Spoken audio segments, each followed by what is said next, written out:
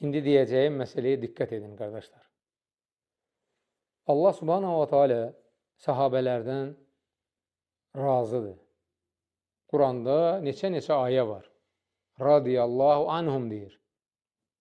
Ona görə biz sahabə adı çəkəndə deyirik ki, radiyallahu anhu. Qətiyyətlə deyirik ki, Allah onlardan razıdır, çünki Quran ayəsi var. Neçə ayə var Quranda. Və o ayələrdən biri Tövbə surəsinin 100-cü ayəsi. وَالسَّابِقُونَ الْأَوَّلُونَ مِنَ الْمُهَاجِرِينَ وَالْأَنْصَارِ وَالَّذِينَ اتَّبَعُوهُم بِإِحْسَانٍ رَضِيَ اللّٰهُ عَنْهُمْ وَرَضُوا عَنْهُ وَأَعَدَّ لَهُمْ جَنَّاتٍ. Diqqət edin bu ayəyə. Allah kimdən razıdır? Mühacirlərdən, ənsardan razıdır və onlar üçün cənnəti hazırlayıb. Belədir. Razıdır və cənnəti hazırlayıb. Onlar cənnətlikdir. İndi diqqət edin.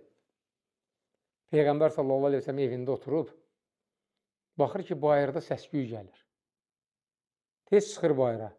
Görür 2 nəfər durub, 2 dənə müsəlman. Sahabədir ikisi. Bunların arasında münaqişə, əlbəyaxa davaya gətirib çıxaracaq birazdan. O qədər bir-birinə aqresiya ilə yanaşırlar. Nə deyirlər bunlar bir-birinə? Bu ona deyir ki, mən səndən üstünəm, çünki mən mühacirəm. İcrət eləmişəm, səndən əvvəl İslamı qəbul eləmişəm, o çətinlikləri görmüşəm. Bu biri də ona deyir ki, mən səndən üstünəm, çünki biz sizə sığınacaq verməsəydik Mədinədə, ümumiyyətlə sizi yox eləyəcəkdilər, heç İslam olmayacaqdı.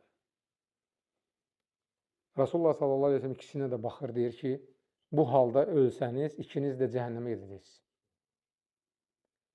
Yanında duran sahabə deyir, ya Rasulullah, bunlar ikisi də namaz qılır axı, oruç tutur, zəkat verir.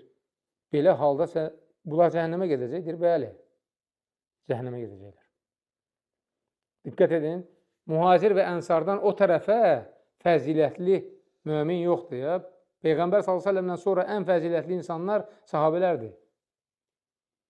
Və mühacir, ənsar açıq aydın Allah Teala Quranda onları tərifləyir. Onlardan razı qaldığını bildirir.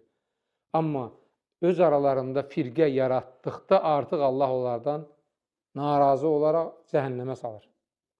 Və buna görə də siz elə bir hədis, tarixi rəvayət tapa bilməzsiniz ki, orada deyilsin ki, sahabələr özlərinə dəstə qurmuşdu. Bunlar deyirdi, biz mühacirlərik.